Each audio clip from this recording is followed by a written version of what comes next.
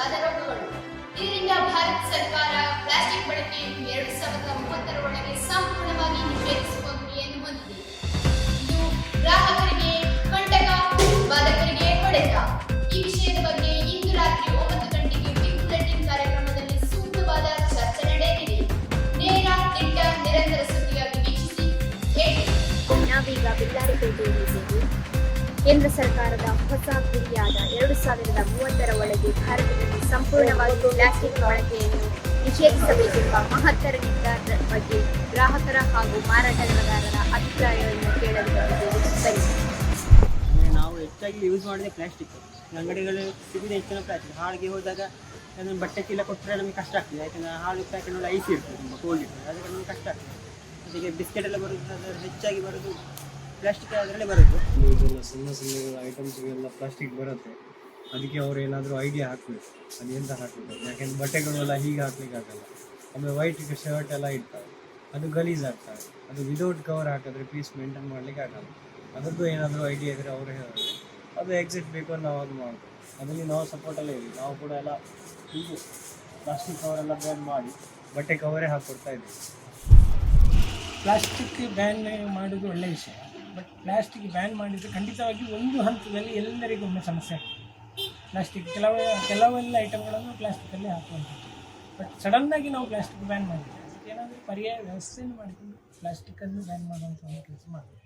Plastic ban ಖಂಡಿತವಾಗಿ ಅತ್ಯಗತ್ಯ.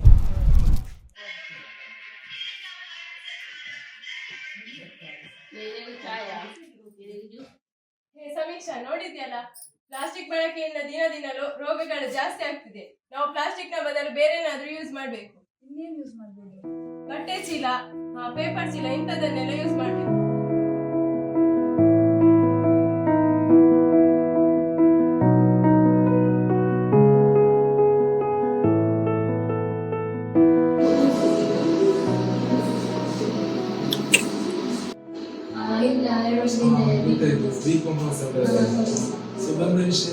ನನಗೆ ಬಿಸ್ನೆಸ್ ಎಲ್ಲ ಸ್ಟಾರ್ಟ್ ಮಾಡಬೇಕು ಅಂತ ಅದು ಪ್ಲಾನ್ಸ್ ಎಲ್ಲ ಕ್ಯಾಪಿಟಲ್ ಕೂಡ ಇಲ್ಲ. ನಿಮ್ಮಿಂದ ಏನಾದ್ರು ಸಜೆಷನ್ಸ್ ಇರ್ಬೋದಾ ಅಂತ.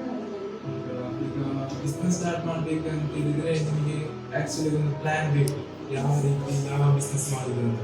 ಸೊ ಮತ್ತೆ ಅದೇ ಕ್ಯಾಪಿಟಲಿಗೆ ಈಗ ಇದು ಪ್ರಧಾನ ಮಂತ್ರಿ ಮುದ್ರಾ ಯೋಜನಾ ಸ್ಕೀಮ್ ಅಂತ ಇದೆ. ಸೊ ಅದರಲ್ಲಿ ನೀವೀಗ ಜಸ್ಟ್ ಪಾಸ್ ಔಟ್ ಆಗೋದಲ್ಲ. ಸೊ ಅದು ಯೂತ್ ಅನ್ನು ಎನ್ಕರೇಜ್ ಮಾಡಲಿಕ್ಕೋಸ್ಕರ ಗವರ್ಮೆಂಟ್ ಮಾಡಿದ ಒಂದು ಸ್ಕೀಮ್.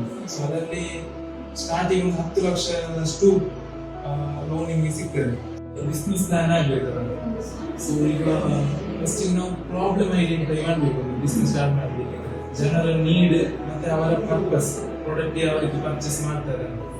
ಈಗ ನನ್ನೊಂದು ಆಲೋಚನೆ ಅಂತ ಹೇಳಿದ್ರೆ, ಈಗ ಗವರ್ಮೆಂಟ್ ನಮ್ಮದು ಹೊಸದೊಂದು ಮಿಷನ್ ಇದೆ, ಮಿಷನ್ 2030 ಅಂತ ಗೊತ್ತಿರ್ಬೋದು.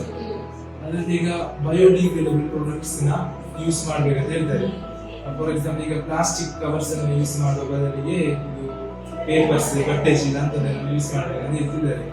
ಸೊ ಅಂಥದ್ದನ್ನೆಲ್ಲ ಈಗ ಪ್ರೊಡ್ಯೂಸ್ ಮಾಡುವವರು ಅದೇ ರೀತಿ ಅದನ್ನು ಯೂಸ್ ಮಾಡುವವರು ತುಂಬಾ ಕಡಿಮೆ.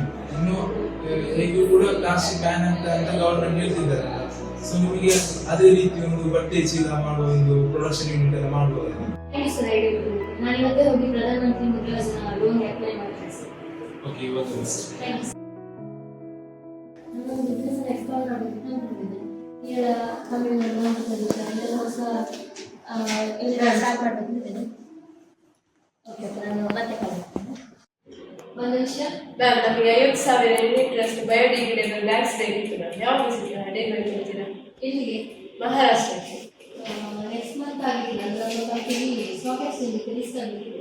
ಸೊ ನಿಮಗೆ ಫೆಬ್ರವರಿ ಕೊಟ್ಟರೆ ಸಾಕು. ಹೌದು. ದಯವಿಟ್ಟು ಈ ಆರ್ಡರ್ ಪ್ಲೇಸ್ ಮಾಡಿ. Several days later. ಜ್ಯೂಸ್ ಮತ್ತೆ ಕಾಲ್ ಕೇಸ್. ಯಾವುದು? ಎಷ್ಟು ಕಾಲ್ ಕೇಸ್ ಸಾಕಾ?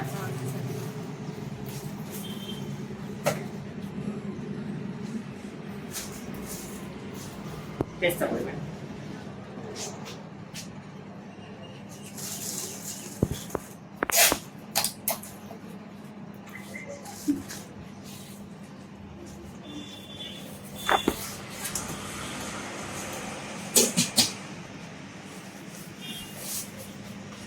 ಪ್ಲಾಸ್ಟಿಕ್ ಬೇರೆ ಪೇಪರ್. ನಮ್ಮ ದಿನನಿತ್ಯದ ಜೀವನದಲ್ಲಿ ಪ್ಲಾಸ್ಟಿಕ್ ಬಳಕೆ ದಿನದಿಂದ ದಿನಕ್ಕೆ ಹೆಚ್ಚಾಗ್ತಿದೆ. ಇದರಿಂದಾಗಿ ಪರಿಸರದಲ್ಲಿ ಮಾಲಿನ್ಯವು ಉಂಟಾಗುತ್ತಿವೆ.